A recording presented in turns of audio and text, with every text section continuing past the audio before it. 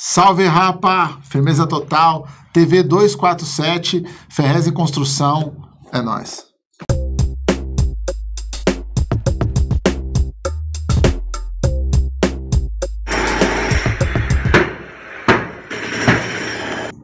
Maquiavélicos destruidores do Estado Novo, nós voltamos, firmeza total, e trouxemos uma bomba nuclear de hidrogênio camuflada que veio diretamente de outro país pra cá. Juca Kfouri. É tudo isso. Satisfação, Juca Kfouri. Cada homem é uma potência de resistência. Sem dúvida. Não é? Sem dúvida. Perante o que nós estamos vivendo hoje. Opa, não é? só. Com a fantástica máquina de tirar cérebro das pessoas. Só. Não é? Muito bem-vindo. Muito obrigado. Muito obrigado por ter aceitado o convite. Orgulhoso pelo convite. Valeu. Tá de volta aqui. Eu vou te perguntar logo de cara, velho. O que é ciências sociais? Rapaz, você sabe que eu passei 4 anos lá tentando descobrir, né? Eu entrei na faculdade, Ferrez, para fazer uma tese sobre futebol. Sobre futebol? Eu queria provar que futebol não era alienante, como a nossa inteligência formada na Europa achava. Porque, embora eu saiba que você não gosta de futebol, você sabe que aqui no Brasil, 2 dos fenômenos culturais mais arraigados no povo brasileiro, futebol e carnaval, durante anos e anos e anos foram tratados como o circo, a alienação, o jeito dos governos manter as pessoas anestesiadas. E a minha visão é oposta. Eu acho que é o contrário. Eu acho que futebol é mobilizador. É mobilizador. O futebol organiza as pessoas. Entendeu?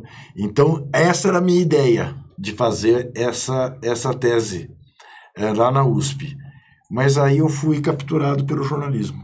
Nossa. E pelo jornalismo esportivo. Esportivo, né? E você acha que essa coisa da mobilização é demonização também da torcida organizada, que é essa mobilização? Mas é claro. Você acha que tem isso? Por quê? Porque a questão da violência entre torcedores não é diferente da violência que você tem na sociedade. Né? O Brasil é um país que mata 60 mil pessoas por ano. Né? Então você imagina, Ferrez, um país que tem o STF que nós temos não precisa você achar, nem deve, que o futebol possa ser muito diferente. Claro. Né? Bom, mas isso posto, há pesquisas, e há um professor lá no Rio muito sério, o professor Murad, que é um especialista na questão de violência de torcedores, que mostra que no máximo 7% dos torcedores organizados são violentos. O que as pessoas têm medo, e aí proíbe a torcida organizada, e proíbe que haja jogos com 2 torcidas, é porque não sabe lidar com isso e tem medo da organização. Porque, por exemplo, a torcida organizada do Corinthians, não faz muito tempo, estava nos estádios denunciando o escândalo da merenda. Do deputado Fernando Capês, que era presidente da Assembleia Legislativa de São Paulo. Verdade. E que se elegeu à custa desse discurso demagógico sobre torcida organizada. Entendeu? Então é isso. Esse é o problema. O medo, eles têm medo. É aquela velha música que você conhece. Que medo vocês têm de nós? Tem medo da organização. Tem medo da organização. É isso. Agora, falando das suas profissões assim, o que é um departamento de documentação? Então, eu trabalhei no arquivo morto, mas não, departamento de documentação? Não, a Editora Abril, quando lançou a revista Veja, montou também o chamado DEDOC, Departamento de Documentação e Pesquisa. O que era isso? Era, na verdade, a reprodução do que já se fazia no Jornal do Brasil, no Rio, que tinha a Pesquisa JB. Que era um departamento composto por jornalistas ou por intelectuais que respaldavam as reportagens do jornal, com dados, com pesquisas, era esse o trabalho. Era um trabalho jornalístico. Google de verdade. Exatamente, era a antecipação do Google. Né? Então, e aí, quer dizer, quando eu fui trabalhar lá, o DEDOC já não era um departamento apenas para atender a Veja. Atendia a 4 Rodas, atendia a Cláudia, atendia a Placar, que estava nascendo. 4 Rodas precisa de DEDOC, né? Ué, como era o estúdio... Com Maverick e tal. O Studebaker 54. Aí vai lá no arquivo... Tinha lá ainda mais fotos, informações, quantos cavalos tinha o carro, quantas rodas. Mas naquela época ainda era mista a redação, né? Tinha pessoas de idade junta com os jovens e tal. Hoje em dia é todo mundo de fralda, né? Nas redações. Isso mudou muito, né? O perfil Hoje nem DDoC salva. Você acha que DDoC salva? Não tem mais DDoC, né? O DDoC, no máximo, ele faz hoje um arquivo de fotos, porque o Google resolve o resto. E aí todo mundo é pautado pela mesma coisa, né? Exatamente. Puxa na Wikipedia. Exatamente. A verdade, aí é que é difícil você ter a pesquisa que você possa realmente confiar. Nossa, né? Por isso que é importante você buscar meios alternativos de imprensa. Sem dúvida. Certo? Então procure na internet outros meios e não fique vendo os meios oficiais, que esses são de oficiais. Geralmente, né? Exatamente. Agora é o seguinte, você trabalhou muitos anos na Placar, né? Sim. Como que é fazer uma revista durante muito tempo também, assim? Aí você percebeu que eu tô fazendo pergunta do que eu gosto, né? Você já viu que eu fugi do futebol. Mas Ferrez, eu vou te falar uma coisa. A revista Placar foi um auto-engano que eu cometi, que é dessas coisas assim que eu levei anos para perceber. Por quê? Apaixonado por futebol, apaixonado por jornalismo.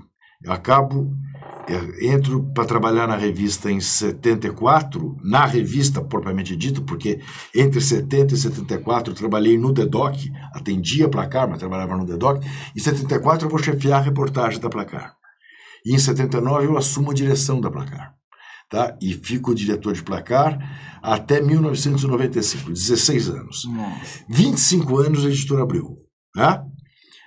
Saio porque a Editora Abril resolve entrar na televisão e aí não podia mais fazer críticas ao dono da CBF, o senhor Ricardo Teixeira. A TV a cabo, né? Exatamente, a TV a cabo, a TV Abril. A Placar, eu costumava dizer, era o meu filho mais velho.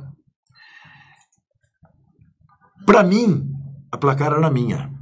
Não era da Editora Abril. Um projeto seu, né? Era minha. Não tinha conversa. Até o dia que esbarrou com a vontade do dono da empresa. E aí eu percebi que a revista não era minha. Você estava cuidando do filho do outro. Que eu estava cuidando do filho do outro. E que caí fora porque ele mandou que eu cuidasse de uma maneira que eu discordava. Eu queria dar poder crítico pro garoto e ele queria que o garoto fizesse yes man. Eu falei, não. Como sempre foi o papel da Abril, né? Desde o começo. É muito louco porque eu escrevi para a revista Placar. Eles pediram um texto para mim e na época que eu estava tentando viver de literatura, assim, eu precisava do dinheiro, então eu tinha que inventar alguma coisa sobre futebol. Né? E eu tinha um conto do cara que tinha uma perna, que ele vendia cintos na rua. Eu só pus aquele cara dizendo que ele era jogador antes e que aí ele perdeu a perna e tal. Só pus esse detalhe e o conto passou e aí consegui ser publicado, assim. Mas aí depois você foi para a revista Playboy também, né? Você tem uma história com a revista Playboy. Foi concomitante, porque morreu o diretor da Playboy, o fundador da Playboy no Brasil, Mário Escobar de Andrade, cujo sonho na vida, nós éramos muito amigos, era exatamente que trabalhássemos juntos. E aí a Editora Abril resolveu realizar o sonho do Mário sem o Mário. E aí eu tive a missão, fui durante 4 anos diretor da revista Playboy. E foi um período muito engraçado, muito gostoso, por uma razão, Ferrez. Foi o período em que o Collor congelou as poupanças. Então não tinha dinheiro para pagar cachê para as capas. Né, Playboy? Sempre, você sabe disso. A entrevista era a desculpa, né? O cara dizer, não, eu compro por causa da entrevista. É sério, eu comprava por causa da entrevista. Você mesmo? Sério, era eu, cara. Você não queria saber das moças, não? Ótimo. Então, e aí a gente começou a fazer mais jornalismo ainda do que fazia antes, porque tinha que compensar o fato de não ter grandes mulheres nas capas. Então, a gente era assim, só mulher barata. As trigêmeas as trigêmeas gaúchas. Nossa. A namorada do Paulo César Farias. Era assim. A prima do cachorro que cuidou do... Praticamente não tinha cachê. Mas aí, investimento em reportagem. O Eugênio Butti, por exemplo, fez a famosa reportagem que revelou a operação plástica do Zé Dirceu para mudar o rosto. Então, a revista ganhou prêmios e mais prêmios jornalísticos sérios. Agora, isso aconteceu, eu assumi a Playboy em 91. Se você me perguntar, porque você é bem capaz de fazer essa pergunta, se hoje eu dirigiria uma revista como a Playboy, eu digo para você, em hipótese alguma. Por causa da... Porque hoje eu tenho absoluta consciência do quão machista era você fazer uma revista de mulher pelada. Sim, mas eu também não acho que é só isso. Você matou milhares de crianças antes de nascer também, né? Você foi responsável, você fazia um trabalho bem feito. Então também você já matava, você matou muita gente, velho. A população brasileira podia ser muito maior. Não é? Hoje podia ser aquele período. Podia ter muito mais gente votando aí na... Você tentou votando certo. Votando certo, né? Que é difícil. Agora também falando em sacanagem, assim, indo pro lado de sacanagem total, o Carlos Zéfiro foi um grande acontecimento que linkou com o seu nome na Playboy, né? O Ferrez, é gozado isso, né? Porque a matéria do Carlos Zéfiro, vamos contar pro nosso, quem está nos vendo mais jovem.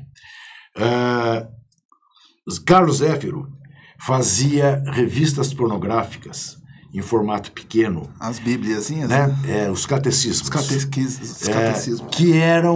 Que eram vendidas pelos jornaleiros para molecada, tudo menor de 18 anos, dentro do almanaque do Capitão Marvel, do Super-Homem, do Pato Donald. Era fininho, assim, né? Era uma coisa fininha. Era fininha. Né? De papel comum mesmo. Um desenho tosco. E um texto absolutamente moralista, diga-se de passagem, porque a mulher sempre era culpada. Sempre. O homem não. O homem era desviado, né, pelo desejo que as mulheres despertavam. Muito bem. Ninguém sabia quem era o Carlos Zéfiro. Era um mistério. E havia 1000 teorias. Por que chamam as revistinhas dele de catecismo? E a explicação era, porque ele era um ex-seminarista e ele deu este nome para se vingar da igreja. Né? Por que Zéfiro? Porque Zéfiro tem a ver com Eros, o deus do amor. Então, bom, quando eu assumi Playboy, como eu tinha imprimido a placar um forte viés investigativo nas coisas do futebol, denúncia da máfia da loteria esportiva, enfim, diversas reportagens investigativas, eu falei, o que existe no mundo da Playboy que seja desconhecido, que eu possa descobrir? Aí, por dessas circunstâncias, aquela coisa que o Nelson Rodrigues dizia, sem sorte você não chupa nem um picolé, né? Porque cai no pé. Muito bom. Apareceu para me propor que Playboy patrocinasse uma feira de cartoons eróticos, porque Playboy tinha um autor argentino que fazia a última página. Isso. Belíssimo. Ilustração. Mordilo, se não me engano. Eu falei que sim, claro, que tinha tudo a ver com Playboy, que Playboy se interessava em patrocinar aquilo. E perguntei pro cara, professor Moacir Cisne, da Faculdade Federal do Rio de Janeiro. Falei, Moacir, e o Zéfiro? Ele falou, Juco, o Zéfiro eu já dediquei anos da minha vida para tentar descobrir e não consigo. Tenho algumas pessoas que eu descobri que indicavam o Zéfiro, mas o Zéfiro nunca faz... Eu falei, peraí, eu quero saber. O que você tem? E ele me deu o que ele tinha. E aí eu vou atrás do cara, que era o editor do Zéfiro, tinha um sebo ali atrás, na Lapa. Era uma figura, Ferrez, feliniana, chamada O Gordo. Eu vou ao sebo do Gordo, eu trabalhava na TV Globo, à época também, fazia o Jornal da Globo. Você foi atrás do Carlos Zéfiro. E aí eu entro e vou na seção de esportes do sebo dele. E vejo um mastodonte se deslocar com dificuldade até as minhas costas. Ele bate nas minhas costas e falou, Juca, o que faz você aqui? Eu falei, tô vendo umas coisas aí de futebol. Comecei. De repente virei para ele e falei assim, Gordo, é o seguinte, e o Zéfiro?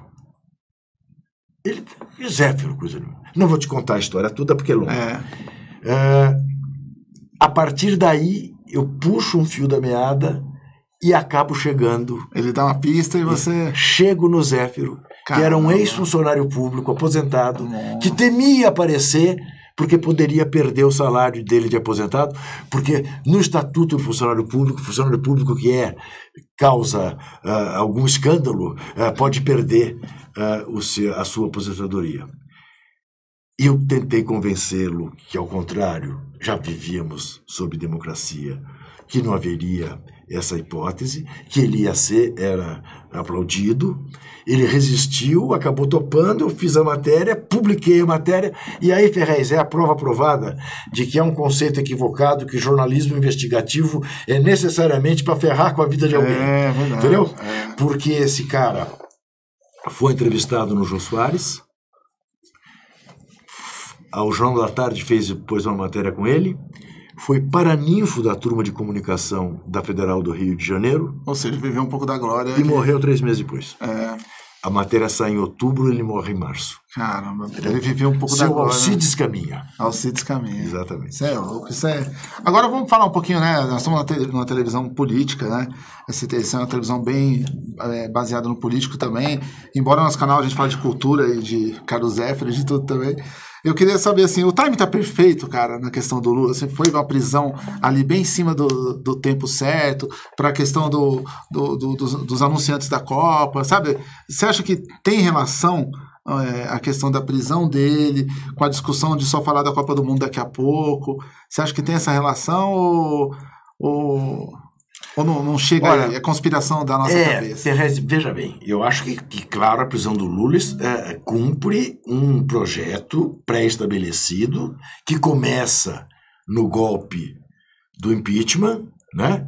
Nunca é demais a gente esquecer, comandado pelo senhor Eduardo Cunha, né? Vamos sempre lembrar, o senhor Eduardo Cunha, começa com o impeachment da Dilma, para terminar com o objetivo que o impeachment tinha desde sempre. Impedir que o Lula fosse candidato em outubro de 2018. Né? Muito bem. Para que isso fosse bem sucedido, era essencial prendê-lo antes da eleição, de começar a campanha. Eu te diria que a Copa do Mundo aí entra de Pilatos no credo. Tá? De Pilatos no credo. Pode ser mais fruto de um desejo do que outra coisa, mas eu te diria que eu não acredito nem que a Copa do Mundo vá fazer com que se pare de falar do Lula. Eu acho que hoje eles têm plena consciência que eles prenderam um cara maior que a prisão. É verdade. Tá difícil não falar do Lula. Tá difícil. Tá difícil tirar o Lula da pauta. Tá difícil o Lula não estar nas primeiras páginas, não tá na escalada do jornal. Tá difícil. Tá difícil, entendeu? E a tal história, eles prenderam um homem que tem, não sei se você viu, o sensacionalista fez uma coisa muito divertida outro dia, dizendo a PF quer tirar Lula do seu presídio, da sua cela, e não sabe levar para onde. Aí o sensacionalista diz, 31% querem que leve para o Palácio do Planalto. Não é pouco. Eu tenho uma tese sobre isso, assim.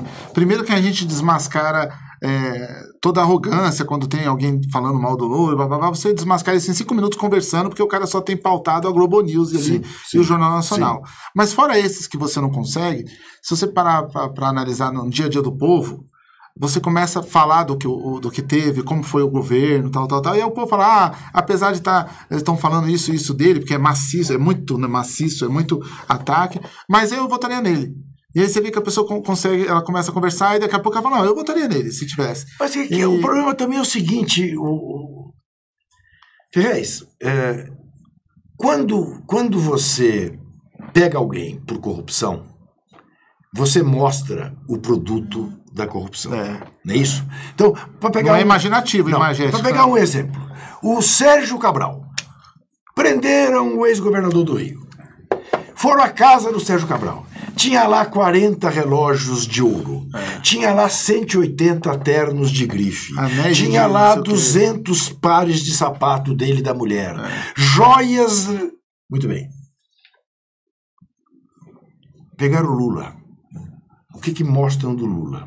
O pedalinho, o apartamento, o triplex que ele garante não ser dele, né? E daí você vê o triplex, aquele triplex, você fala, não, se o Lula, nós mostramos aqui. Se o Lula se deixou corromper por aquele triplex, não é que ele merece estar preso, ele merecia estar fuzilado, né? Porque o cara que foi presidente da República ia se deixar corromper pelo triplex, aquele que mostraram, né? Então, as pessoas começam a cair em si. Falar, pô, mas cadê as coisas? E a rapidez da prisão, a coisa toda. O povo brasileiro sabe, o cara que entra com ação contra a empresa na qual trabalha, como demora a justiça brasileira. Aí o processo do Lula é a jato, né? Isso, lembrando que tem cara que tem 20 anos nesse processo. O Eduardo Azeredo. O Eduardo Azeredo. Que é o pai do Mensalão. Acho que 22 anos, né? Isso, o pai do Mensalão tucano. Tá esperando o julgamento. Isso, né? Então, veja, o Aécio está solto. O Aécio está solto. O Aécio, né? Com aeroporto, helicóptero, gravação. Mala de dinheiro. O Temer está na presidência. Também com gravação. Continua com isso mala aí. De dinheiro. Isso. E cadê uma gravação que pegue o Lula? Você sabe, eu participei, foi lançado recentemente um livro, Lula, a Verdade Vencerá. 4 entrevistadores, passamos 3 manhãs com o Lula. Tá? Eu fui fazer entrevista, Ferrez, como eu vim aqui, conversar com você. Eu não vim aqui fazer um programa chapa branca com você. Claro. Eu não ia fazer uma entrevista chapa branca com o Lula. Tá? Então eu fiz todas as perguntas que eu quis fazer. Todas. Você tá rico? É verdade que você tem helicóptero? Não sei o quê. E, de repente, falei para ele assim, o presidente, é o seguinte, se cai na minha mão aquele documento rasurado do triplex, eu publico sem ouvir o outro lado. Ferrez foi a única hora que ele ficou nervoso na entrevista. Ele bateu na mesa e falou, porra, Juca! Os caras entraram na minha casa, reviraram até o meu colchão, atrás de dinheiro, levaram os iPads dos meus netos, pegaram todos os documentos, nunca mais vi esses documentos, está 6 meses na PF. Quem te garante que não foi rasurado lá? E aí, Ferrez, eu caí em mim. Falei, putz, formulei errado a pergunta.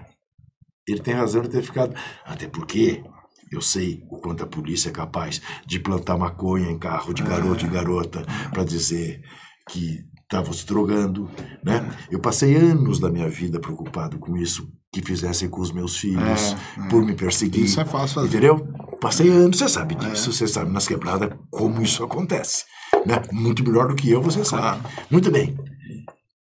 E aí, Ferrez, naturalmente, eu não por ter me intimidado, porque não tenho mais idade para me intimidar com ninguém, mas eu dei uma recuada e os 3 outros entrevistadores continuaram a entrevista. E eu quieto.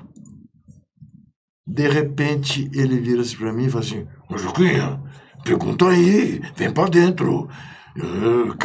Não tem pergunta proibida, pode perguntar.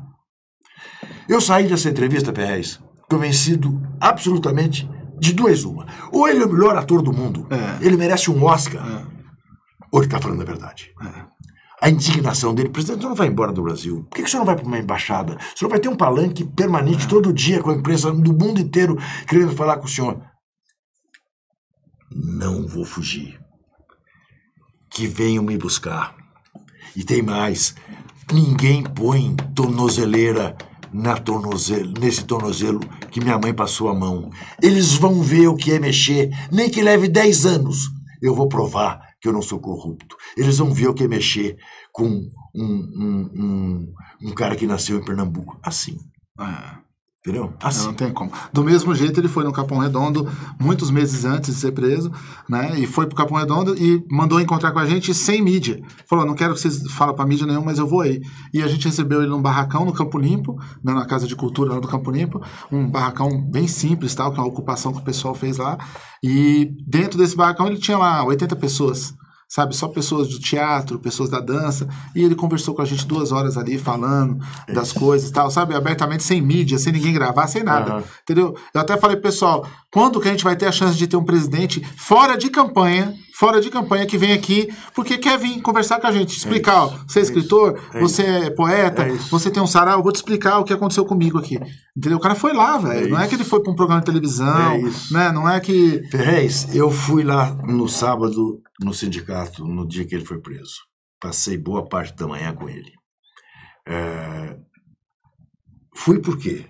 Fui porque, primeiro, 40 anos atrás, eu, diretor do Sindicato dos Jornalistas, fui designado pelo sindicato para ir cobrir as greves do ABC. Foi quando eu o conheci, a ele, ao Djalma Bom, ao Jacob Bittar, toda aquela turma.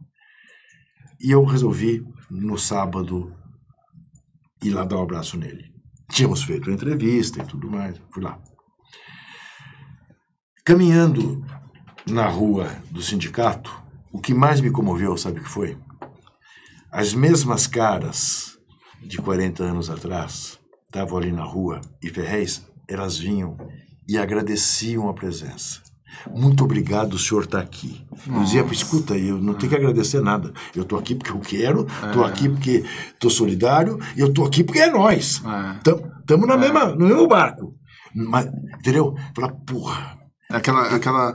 Aquela, né? Que outro líder no Brasil você vê despertar isso? Não tem. É isso. Falar em líder, acabou de chegar aqui uma propaganda. Corinthians? Não, porque líder... Uma camisa da Nike do Brasil, que não sei se você está interessado. Acabaram de mandar um anúncio para mim. Eu não tô. R$449 na promoção, velho. Puta. Jogador masculino, tal, 2018, 2019. E é interessante porque... Quem comprar tem direito depois a protestar contra o governo quando for do PT e tal, né? Porque não usa essa camisa. A camisa da CBF, né? É até um identificador, né? É um símbolo claro da corrupção no Brasil, né? É um bom identificador. R$449 na promoção. E a pessoa tá lá militando. Queremos um país mais justo. Isso. Esse capês a que eu me referi minutos atrás do escândalo da merenda, tem um filme dele que é uma maravilha. Ele no meio das manifestações com a camisa da seleção, fazendo coro. Nossa. Eu tenho, olha, o Ferrez, se eu for te contar, eu tenho conhecidos, muitos deles no período em que eu dirigi a revista Playboy, que eu sei que ficaram ricos contrabandeando uísque e que estavam lá nas manifestações. Estavam lá. Não, esse pessoal ele é perito em mudar de empresa também e não pagar o funcionário, né? Exatamente. Eu conheço essa raça aí.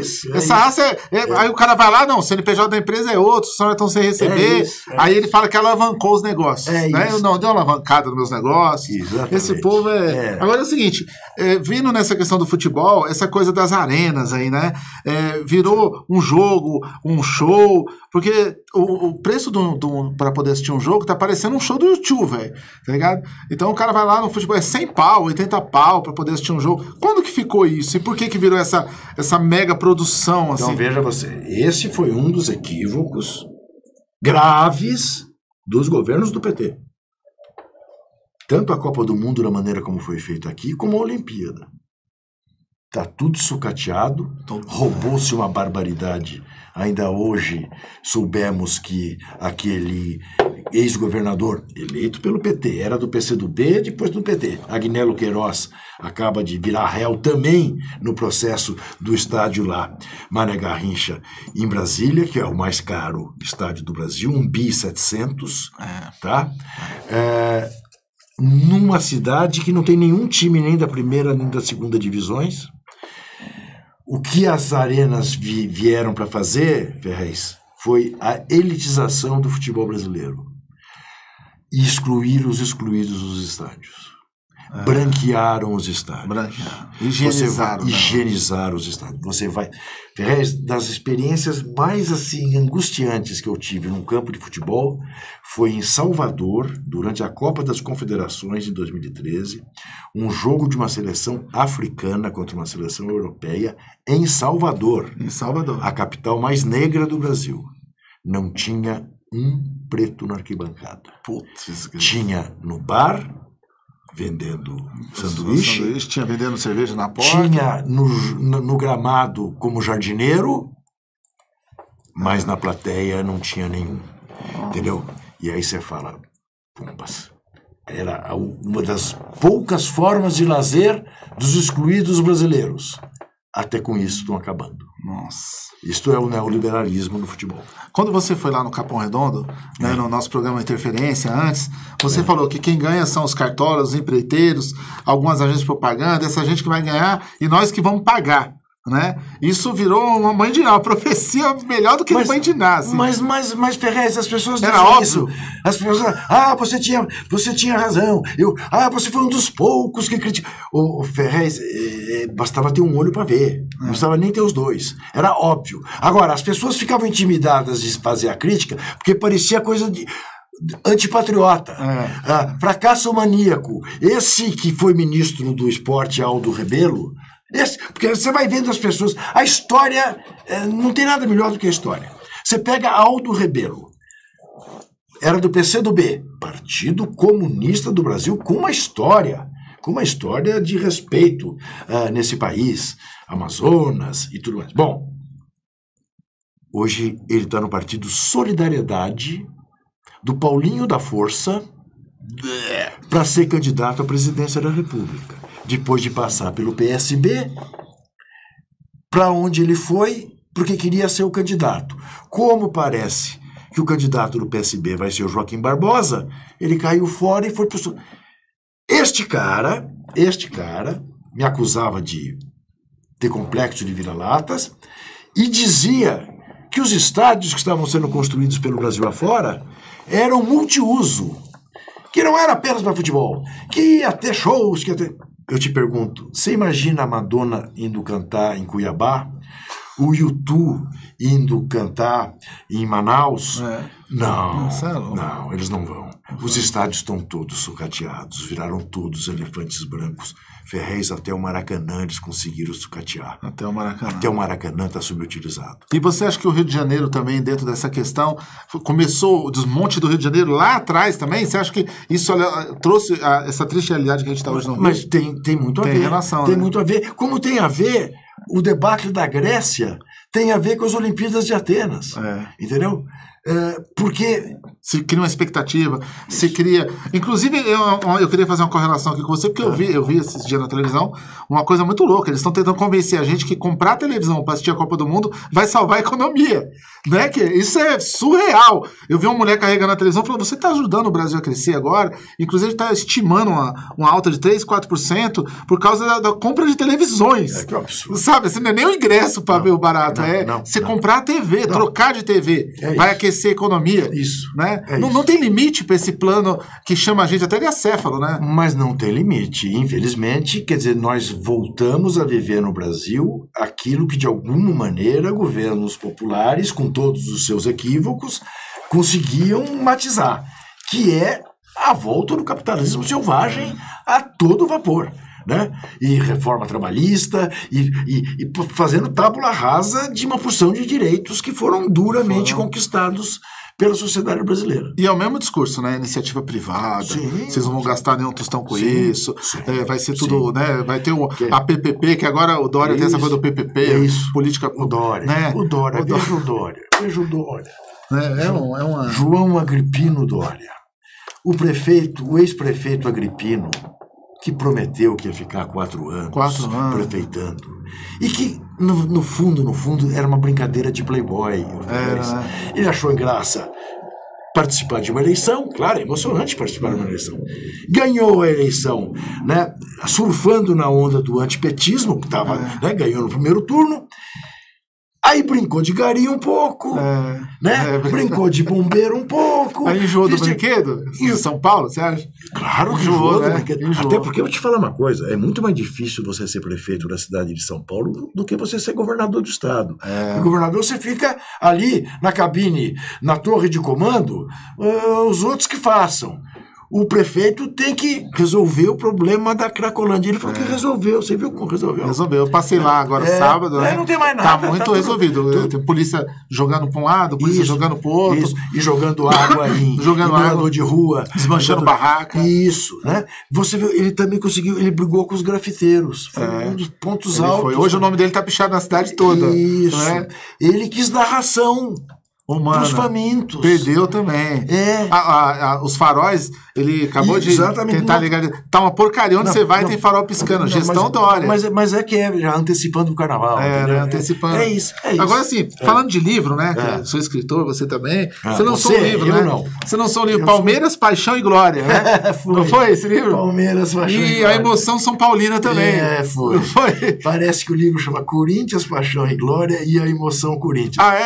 Que é a herança que eu trago do meu pai, né? Eu digo sempre isso. Meu pai me deixou 2 heranças que não tem preço. Não deixou um tostão, mas deixou a herança da retidão e a herança do corintianismo. De ser corintiano. Por isso que eu fiz a brincadeira aqui no nome do livro. Mas o novo meme é Confesso que Perdi. Então. Não é que tem a ver mais com o time ou não? É outra questão. Não, isso aí são memórias minhas. Tem a ver com 2 coisas. Tem a ver com futebol também.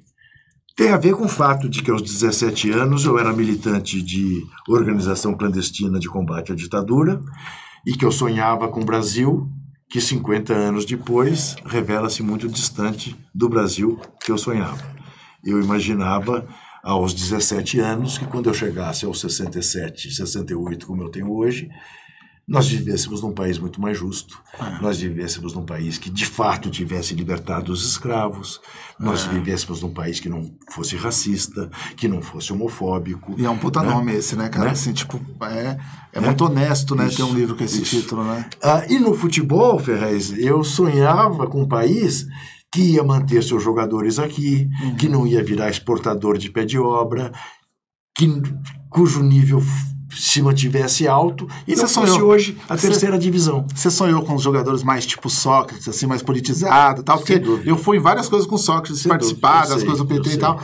E hoje a gente não tem, né, cara? Não. Hoje o Neymar, pra ele ficar à esquerda, é só quando ele olha pra tirar uma foto pro Insta, né? Sabe que é curioso você estar tocando nisso, porque eu estou escrevendo uma coluna para a Folha de São Paulo domingo, exatamente fazendo uma comparação entre... Você sabe que apareceu um jogador egípcio na Inglaterra, chamado Mohamed Salah, que está sendo assim um sucesso absoluto, estrondoso. Esse cara jogou 35 jogos, fez 31 gols, egípcio. E cada gol que ele faz, ele ajoelha e encosta a testa no gramado. Bom, esse cara saiu do Egito, lá se vão 15 anos. Esse cara até hoje constrói escolas e hospitais na cidade onde nasceu no Egito. Houve uma crise recente agora na balança de pagamentos do Egito. Ele deu $1 milhão para ajudar o equilíbrio. Ele tem uma ligação umbilical com o povo egípcio. É chamado de o faraó. O faraó. Tá? Nas últimas eleições, semanas atrás, ele teve como voto de protesto 1 milhão de votos. Ele ficou em segundo lugar, teve 5% dos votos. Caramba. Mais do que o candidato da oposição. O cara que se elegeu com 90% dos votos. Mas, enfim, o Salah é um cara que não esqueceu suas origens. E a gente hoje nem sonha em ter alguém parecido. Nem sonha, realmente o discurso. Bom, vamos passar para as perguntas aqui. A Marina Vicente Ferreira, ela falou que é da Suíça, Echalens, e mandou um abraço, então... Suíça? Da Suíça, está acompanhando a gente. Muito obrigado pela audiência aí. Muito obrigado. O Paulo Caxina, de Natal, Rio Grande do Norte. Mais um presente, tá ligado? Falou que é mais um presente esse programa, então obrigado aí, você tá presente também com a gente. E a Aparecida de Tomasco é de São Carlos, São Paulo. A Maria Maurício, de Portugal... Rapaz, esse programa internacional. Você vê? Olha o que você está trazendo para nós. Não, você que está com tudo e não está pronto. A Ione Maria Souza é de Lucas, Viamão, Rio Grande do Sul. A Eliette Colares, de Campelo, compra a camisa da CBF e ganha uma panela. Porra, isso, boa panela. Vai ter que estar de barriga cheia. De barriga cheia, senão tem uma crônica do Enfio que é assim, né? Muito antiga, né? Que tem um menininho que tá esperando para poder receber a bola e aí quando abre a comida, quando abre a bola dentro do negócio. A Bárbara Arena, camisa caríssima, dá o meu supermercado do mês. Rapaz, deixe de comer, rapaz, para você poder ter uma camisa da seleção, só não vale bater panela. E eu queria ler aqui uma mensagem muito carinhosa que eu recebi, né? Que o cara falou assim, resolvi te mandar porque você sempre fala de uma mina que limpa a casa ouvindo o programa. Né? Eu trabalho de Uber, sou jogador de pôquer profissional e ouvi os programas trabalhando e 99% das pessoas ao meu lado também no Uber como no pôquer são playboy. Ouvir o programa assim como ouvir rap e assim como o Reinaldo disse, curto rap de uma banda só, tal, me liberta, me dá do sufoco de ouvir tanta merda porque ele convive no carro dia a dia com essa elite, né? E às vezes me sinto isolado e perdido em meio às pessoas que são nossos inimigos e pessoas tão alienadas. Mas eu tento conviver por sobrevivência e parabéns mesmo. Eu andava muito desanimado, mas ver todas essas entrevistas boas e ver essas pessoas lutadoras me faz ainda ter um pouco de fé e um abraço. Legal. Então, César Augusto, li seu recado aqui, você tá no Uber aí dirigindo, o seu cliente deve estar, porra, velho, é você? E você fala, sou eu, libertai-me. César Augusto, desesperar jamais, meu filho. Não pode. É isso. Não pode, é isso que eles querem, né? A gente tem que sempre avançar. Você acha também que essa questão da política tomou ares de futebol? Porque o cara fala, Fla-Flu, tomou, não sei o quê. Tomou muito por causa da intolerância desses que saíram batendo panela nas suas varandas gourmet, esses que foram para a Avenida Paulista pedir a volta da ditadura, né? Realmente, essa gente não queria conversa. Essa gente não deu margem à conversa. Ô Ferrez, peraí, lembre-se, no dia seguinte à vitória da Dilma reeleita, o senhor Aécio Neves, que hoje não se elege síndico do prédio dele, o senhor Aécio Neves estava querendo impugnar a vitória dela. Pediu recontagem de votos nas urnas eletrônicas. Apoiado por dezenas de artistas. Exatamente. E começou uma campanha pelo impeachment. Deu no que deu. Eu diria que hoje a Dilma, por mais crítico que você possa ser em relação ao governo dela, não há uma acusação de desonestidade pessoal da Dilma. E o Aécio está do jeito que está. É uma inversão total de valores. Então, essa gente não queria conversa, Ferrez. Essa gente não queria debate. Essa gente queria passar por cima, como passou por cima. A força do dinheiro que essa gente tem. Agora, você fala abertamente disso, né? De um monte de questão polêmica, mas você trabalha para a Folha, para a UOL. Me ensina o segredo, velho. Te ensino o segredo. A manutenção da sua independência, o fato de as pessoas que te contratam saber quem estão contratando. Eu sou uma pessoa absolutamente transparente, tá certo? Quer dizer, tudo. Você sabe que time eu torço, sabe para quem eu voto, sabe... E provavelmente tem quem queira me ler, tem quem queira me ouvir. Eles são obrigados a te engolir. E aí, então, onde existem plataformas mais liberais, né, eu caibo. Legal. Eu caibo. É porque às vezes as pessoas pensam que tem um boicote eterno, que tem também, né? Mas tem hora que o nome chega primeiro, né? É que um amigo meu diz, nem todo mundo vende, mas traz respeito. É isso. Né? Tem gente que traz respeito pra casa, né? É isso. Agora deixa eu te perguntar, como que é ser um vírus, velho? Se acordar de manhã e tá todo mundo assistindo aquilo que você participou porque você viralizou, né? A entrevista que você ficou emocionado e tal. E qual é a sensação de ser viralizado, assim? Então, vê como são as coisas. Primeiro, olha, Ferrez, vamos deixar as coisas muito claras. Existe uma diferença enorme entre você ser famoso, querido, e você ser notório. Tá? Quem, como eu, trabalha com a cara na televisão, é claro que é reconhecido na rua.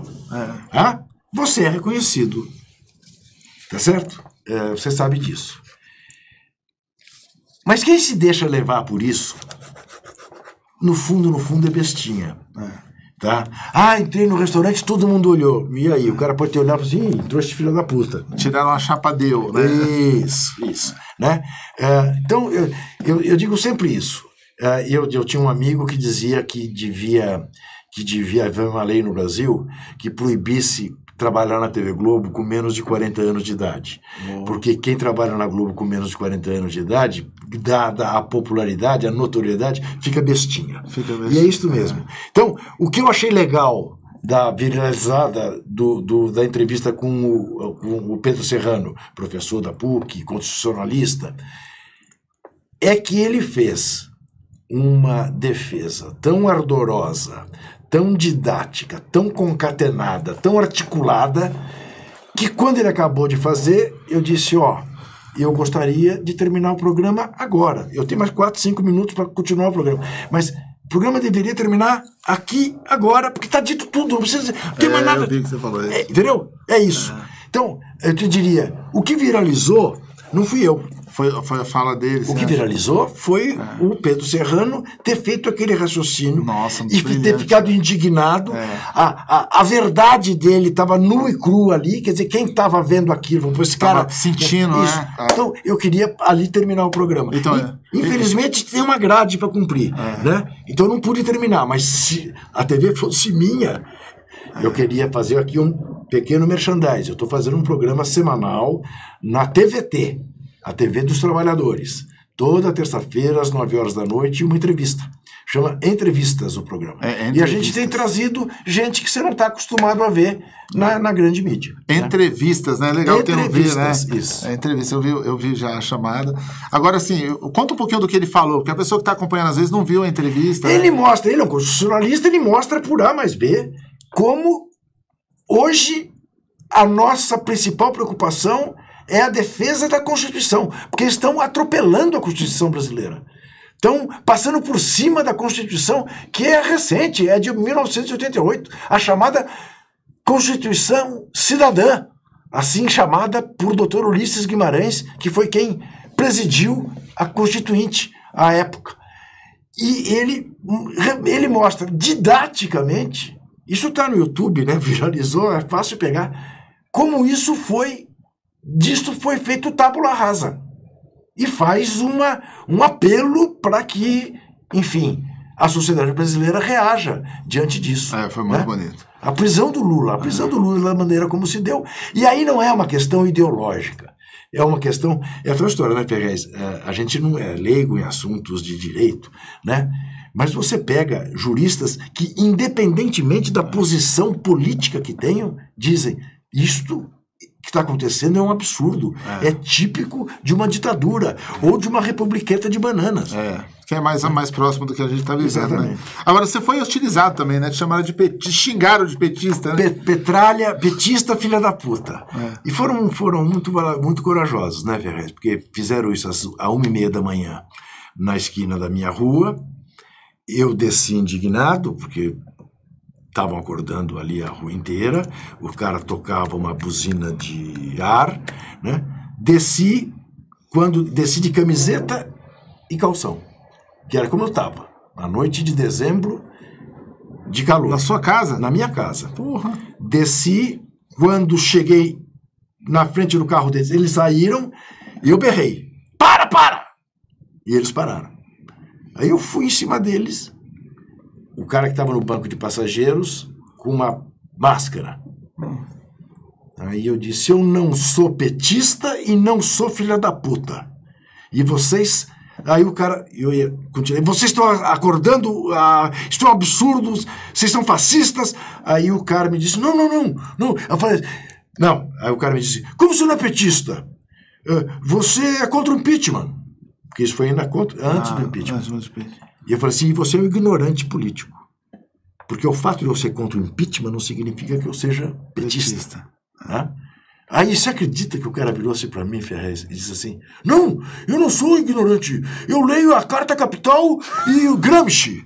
Eu falei, então você não entendeu nada do que você está lendo. Nossa, não entendeu nada. Bom, aí os outros 3 estavam constrangidos, queriam ir embora e tal. Ferrez, você sabe como é que acabou essa história?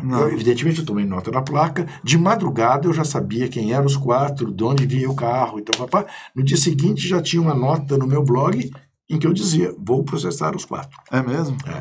Aí recebo uma ligação do advogado deles. Eles têm advogado. Tem advogado. Por coincidência, Ferrez, o mundo é muito engraçado.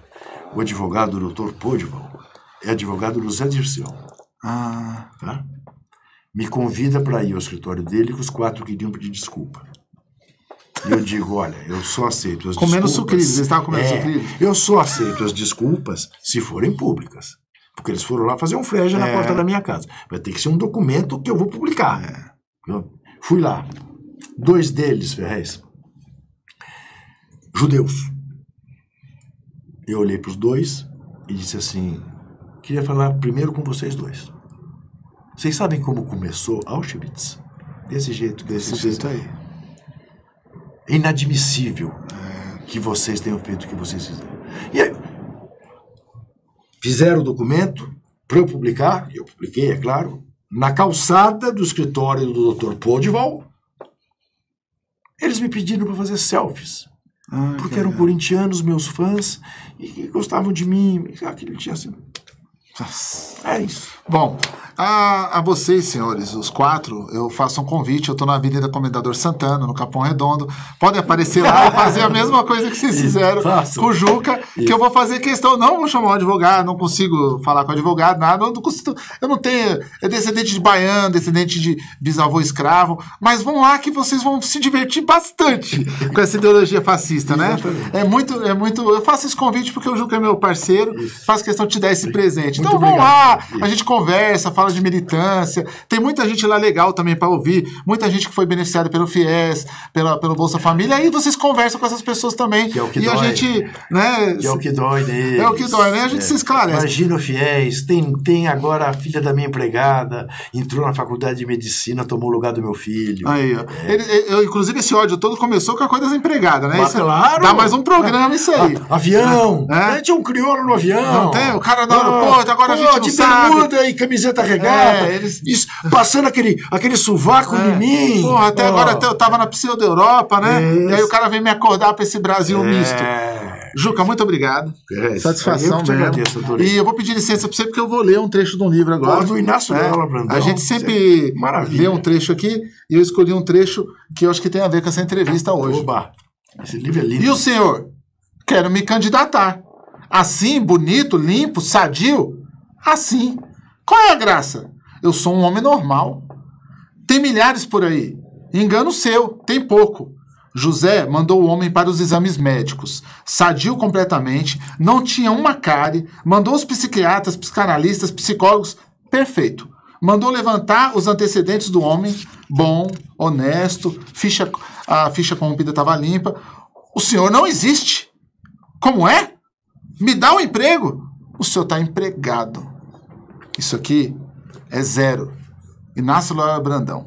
Atual, um livro que foi proibido no Brasil, foi primeiro lançado na França, depois foi traficado para cá, certo? Depois foi publicado aqui, porque foi proibido na época, muito atual. Então leiam Inácio Loyola Brandão, que é simplesmente um dos maiores escritores da nossa língua. Beleza? Obrigado, Juca. Boa, tamo junto. Belo Brandão. É nóis. Muito obrigado. Ótima entrevista.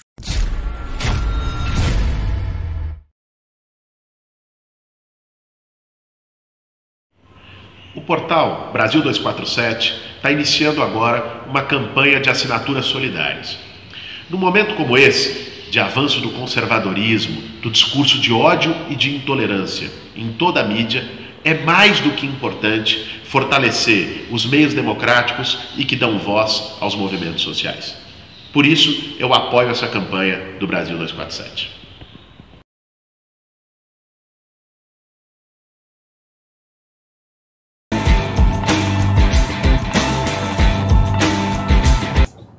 Boa tarde aos amigos da TV 247. Recebemos hoje Zé Rainha, grande liderança do movimento camponês brasileiro, já foi do MST, hoje é o líder da Frente Nacional de Luta Campo e Cidade, né? Muito notório pelas lutas no Pontal do Paranapanema, colunista no 247, escreve aqui com frequência. Quem vai entrevistá-lo é Gisele Federici, nossa editora, e eu, Leonardo Atucho. Tudo bem, Rainha? Tudo bem, que prazer, que honra. Prazer ter você aqui conosco. É tudo mesmo. Quando a gente fala tudo bem, é quase que uma pergunta retórica, né? Porque a gente está vivendo dias muito tensos no Brasil, você está sendo muito solidário ao presidente Lula, né? Muito amigo também do Zé Dirceu. Eu até queria começar trazendo já uma notícia que eu acabei de receber, notícia difícil, né? O TRF4 negou todos os recursos apresentados pelo Zé Dirceu, então, a princípio, ele também poderá ser preso nos próximos dias ou horas, a depender dos acontecimentos. Primeira pergunta, Rainha, antes de passar para a Gisele, como é que você está vendo esse quadro? Como é que um projeto político que parecia tão exitoso, e que de fato foi, que foi o projeto do PT, chega a esse ponto da gente ter um Lula na cadeia? Você imaginou que algum dia você pudesse ver isso acontecendo no Brasil? Não, muito difícil. Eu acho que nenhum analista político conseguiu, Leonardo, prever essa situação. A minha crítica foi no seguinte: eu acho que a gente pegou um pouco algum desavisado. Eu acho assim, quando o governo ganha, e se ganhar o governo, achou que o Estado estava ganho. É aquele cara que foi para a praia e não percebeu que depois tinha o mar, entendeu? Então, essa foi a dificuldade. Errou em algum aspecto, eu acho que a falta de quadro político, mais análise preciso, né? Não compreendeu a ofensiva imperialista. Eu acho que foi uma grande dificuldade de compreender que o capital não é uma questão só do Brasil. O capitalismo não ia permitir um projeto desse mais adiante. E a ofensiva imperialista muito, muito forte, né? Está ficando cada vez mais clara, mas ninguém se atentou para isso. Eu tenho acompanhado alguns analistas. Eu não sou nenhum analista político, sou um camponês e aprendi a ler e escrever com 16 anos de idade.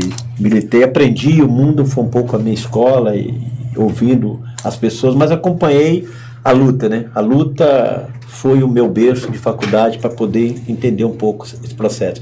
Então, quando eu enfrentei o latifúndio, quando você está enfrentando com o latifúndio na terra, então você tem uma bandeira, que é uma bandeira, eu diria assim, reformista, que é a reforma agrária, que é a coisa, mas sabe o tamanho que é esse país, o domínio dele, ou seja, nós tivemos sempre o Brasil de fora para dentro. Nós estamos um país de 500 anos que não mudou pouca coisa em Casa Grande e Senzala. Entendeu? Então, você tem uma burguesia articulada muito fora do Brasil, uma elite fora imperialista. Então, nossa, aqui dentro, pouca autonomia. Então, você vê, eu acho assim, a burguesia brasileira um pouco perdida no sentido assim, um medo de erro, e não tem um projeto de nação, de pátria e amor a isso aqui. Está de fora para dentro. Você percebe que a escravidão nesse país, ela só foi a mão livre quando não tinha mais. Claro. Então, agora então, a gente vai dar uma liberdade para vocês. Você está se movimentando muito na luta pela defesa do Lula. A Gisele tem até mais informações do que eu. Passo para você, Gisele, sobre os movimentos por Lula livre, né? Eu acho que é o tema na hora do dia, acho que é o fato que eu ia... Você coordena hoje uma frente, né? Frente Nacional de Luta Campicidade, depois que você saiu do MST. E, inclusive, você foi um dos fundadores do MST também, né? Tem muita história. Orgulho. E um dos fundadores do PT, né?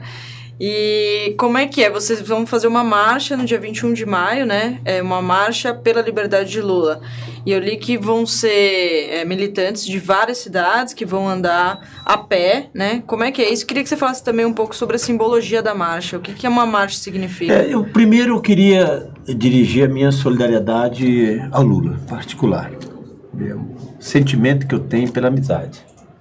É um cara que me fez viver, me fez acontecer pelo carinho, né, com o Lula. O Lula é muito gente fina, né? Assim, a família dele... Um cara gente boa é o Lula, vamos falar. E a família dele, em especial, eu quero falar do Frei Chico, meu amigo. Pensa num cara que eu gosto. Que, aliás, fez uma entrevista aqui emocionante, viu, Rainha? As pessoas ficaram muito sensibilizadas. Eu assisti de... Como é que os caras caem no campo de cabo a rabo? O cara parecia um mestre, né? Uma elevação espiritual, né? Um cara diferenciado. Cara de uma decência, de uma coerência, de uma dignidade, Frei Chico. O Lula é essa pessoa, família do Lula.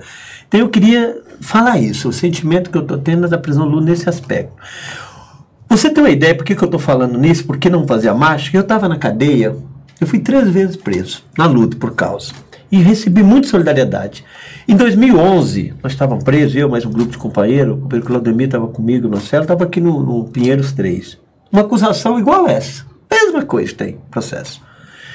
E o Lula estava com um processo que logo me tinha dado câncer, tinha uma situação difícil. O Lula me escreveu uma carta, cara, na cadeia. Disse, cara, naquela situação de solidariedade, que eu nunca vou esquecer momentos. Então, eu queria dizer, por que a marcha, então? Eu dizia, é preciso nós fazer alguma coisa. Eu faria isso por Lula, nós vamos fazer isso por ele, pela família, pela liberdade, pela militância do PT, pela causa. Uhum. Mas eu, especificamente, teria que fazer alguma coisa. Né? Quantas pessoas você Eu calculo que nós vamos botar umas 500 pessoas, marchantes. São 11 estados onde a FNL está vindo, vem militância. E qual que é o trajeto? O trajeto é sair de Presidente Prudente, no dia 21 de maio, né? Nós vamos sair a pé, dá aproximadamente 600 quilômetros, um pouquinho mais, percorrer uns 40 dias, vamos estar mais ou menos 40 dias de caminhada, e fazer o debate político. Porque você vai ter todo dia uma novidade. Você vai encontrar uma cidade ou outra, militante, universidade, e todos aqueles que defendem a Constituição, defende a liberdade, a vida, a democracia. Então, acho que o tema principal. E nós vamos aproveitar a nossa militância para fazer esse debate, incorporar a militância do PT, a militância da CUT, a militância de todos aqueles que querem lutar pela justiça social. Ela não tem pauta de reforma agrária. Pauta é a liberdade, é a democracia. Então, a marcha vai ter esse processo. É o sacrifício. Vamos fazer a pé, muito... O pessoal já me perguntaram, mas, é muito longe, E o sacrifício vai ser grande. Mas eu não acredito que nós vamos ter liberdade, nós vamos ter justiça sem sacrifício. É preciso nós fazer algo concreto. Então você acha que para mudar a situação hoje é só o povo indo para a rua? Eu não consigo, Gisele, Leonardo, de ver esse Brasil diferente, sem luta, sem sacrifício, sem as ruas, sem as praças. Tem uma posição minha que tem colocado em alguns textos aí, vocês têm abrido essa oportunidade, sou grato, a gente colocar as ideias. Eu não consigo ver esse país mudar se nós não fizer mudança, se não fizer revolução. Então, eu não acredito. Eu acho assim que nós temos que ir para a rua, conquistar o espaço que nós temos na democracia, mas a democracia tem que dar a esse país um dia a dignidade dessa gente. Não é possível esse povo sem casa, sem comida, sem terra, sem trabalho, a quanto você vê que os verdadeiros corruptos e a bandidagem deveriam estar na cadeia. E não está. Não tem justiça. Então, como é que não construir justiça? Com o Estado desse daí, o Estado imperialista, né? Aí eu só falando isso com muita franqueza, o juizinho, eu não falo juizinho, para falar juizeco, da ponta. O cara interpreta a Constituição do jeito dele. Olha, isso não pode, isso é uma conquista do povo brasileiro, a nossa Constituição. Outra coisa que eu vi hoje, um promotorzinho tem que dizer. Olha, ele diz que o cara do FS chama o cara de filho da puta, chama de cara, e fica por isso mesmo, entendeu? Então tem um monte de injustiça que você não pode aceitar. Agora, quando é pros petistas... falando de uma Constituição burguesa também. Não é de uma Constituição também revolucionária, digamos. O mínimo direito que você tem. E aí, você percebe diante disso tudo, é que quem é que vai pra cadeia? Quer dizer, a justiça eu acho que aquela base de Guantánamo, que é Curitiba, que é coordenado por aquele juiz Sérgio Moro, me perdoa, alguém tem que dizer para esse cidadão, cara, ele interpretou tudo errado. Ele fez tudo errado que não está na lei.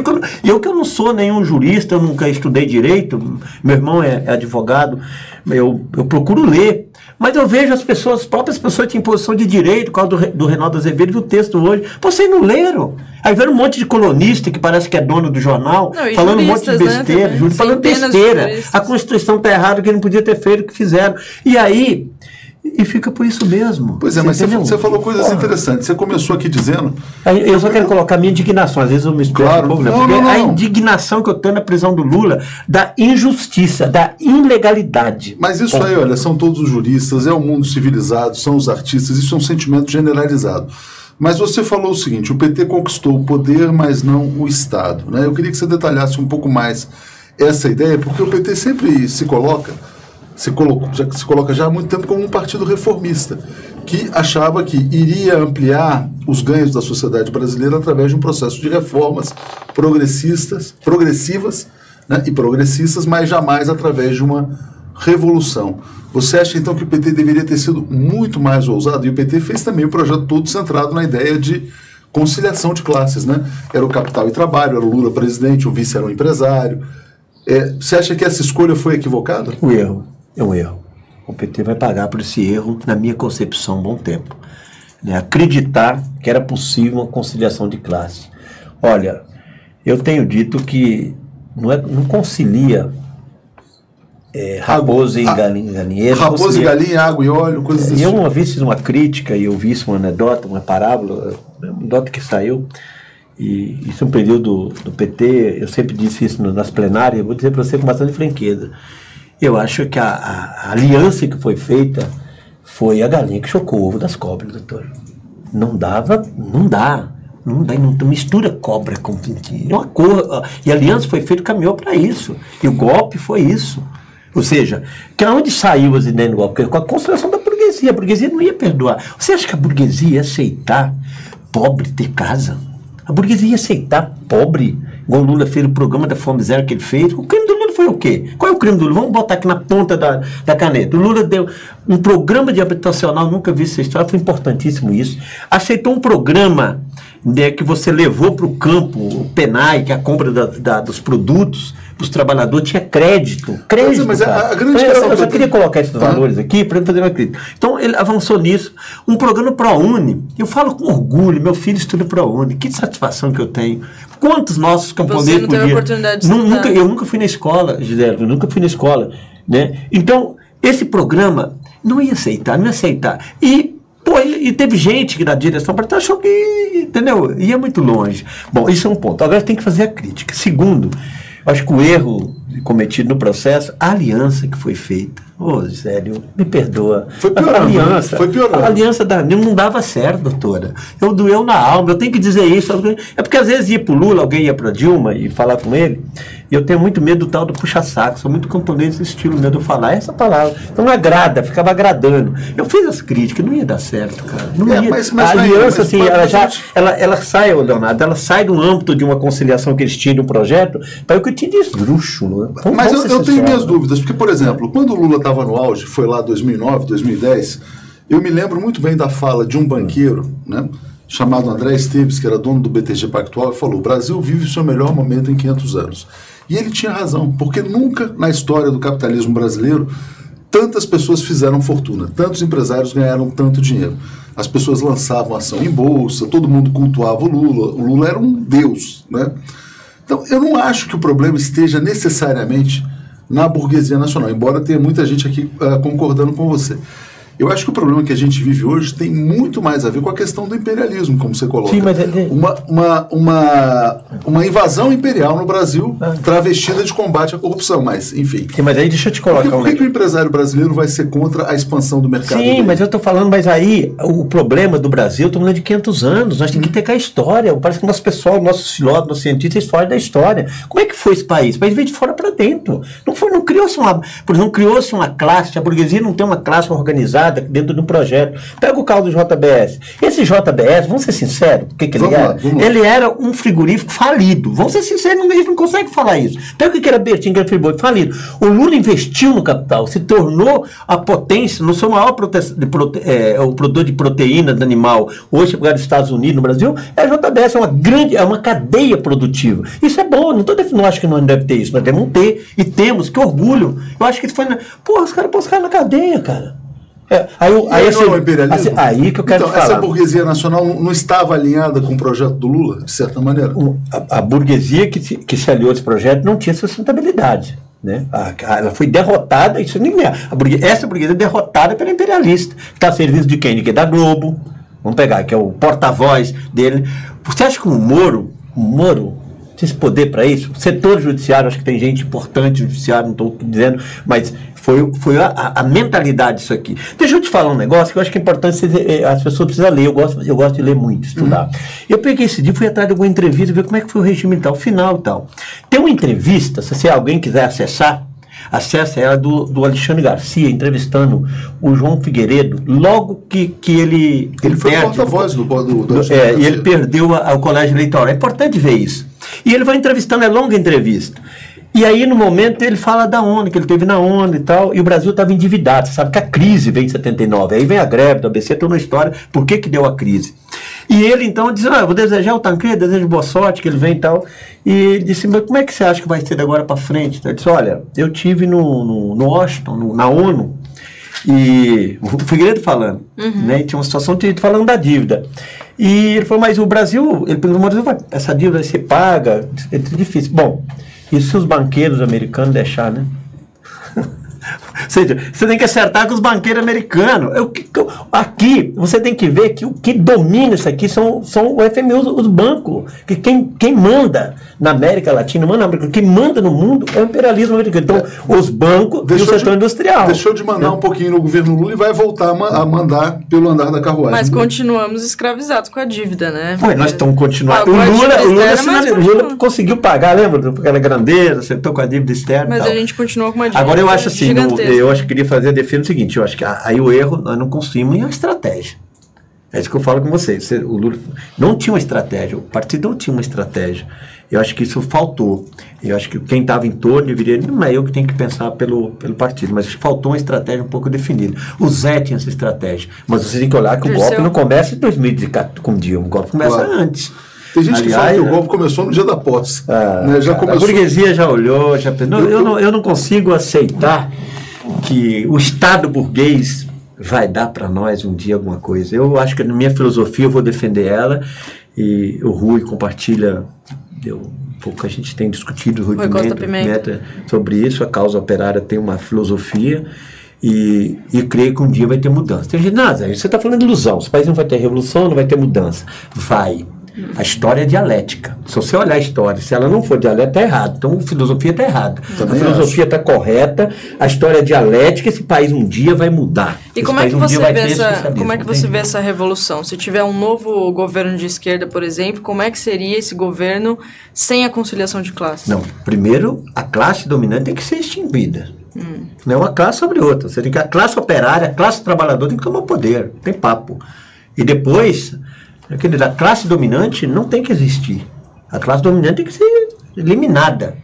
Para nós construir justiça, dignidade, para esse país, para o mundo um dia ser livre e as pessoas ser livres, nós não conseguimos construir o capital. Eu não consigo deslumbrar a tese que defende conciliação para construir a sociedade justa, humana e igualitária no capitalismo. Tem que destruir o capitalismo e destruir o Estado burguês. O que é o Estado? Não dá. O Estado é um instrumento a servir do capital, para gerir o capital, para gerenciar. Né? Se eu for, eu me... E para controlar as massas, dar porrada de vez em quando, prender quando for necessário, né? Para controlar, vamos dizer assim, o povão para que não se rebele diante dessa ordem. Eu vou dizer, se eu tiver no poder, meu amigo, no dia que nós tomar o poder, essa classe dominante tem que pagar o que ela fez. Não tem papo. Por isso que não tem jeito de conciliar a classe. Olha, quantos jovens, nesse momento, estão sendo assassinados nessa cadeia, estão na cadeia. Porque nem julgado foi, nem crime. O que a classe dominante fez, o que o imperialismo está fazendo com nós, o que está fazendo com a Síria, está fazendo com a Ásia, é inaceitável. Então, o dia que nós tomar o poder, nós temos que fazer justiça. Justiça se faz, dando ao pobre o direito, a dignidade.